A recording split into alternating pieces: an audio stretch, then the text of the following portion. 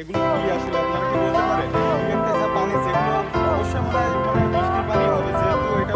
আসসালামু আলাইকুম বন্ধুরা, আজকে যে শাসার ভিতর দিয়ে ঘুরতে এসেছিলাম, যে বাইপাসের যে রাস্তাগুলো ওই রাস্তা দিয়ে আসছিলাম, আস্তে আস্তে একটা অনেক সুন্দর একটা জায়গা দেখলাম। এটা আপনাদের দেখাবো বলে এখানে আবার দাঁড়াই একটা ভিডিও করছি।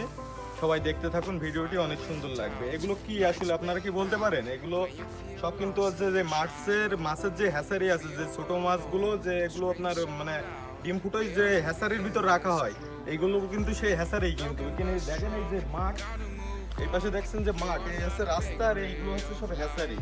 এগুলো দেখতে কিন্তু অনেক সুন্দর লাগছে, তাই কিন্তু এখানে দাঁড়ানো আর অনেক সুন্দর লাগছে বলে আপনাদেরও দেখাবো বলে ভিডিওটা মানে আসলে আর করা আর কি।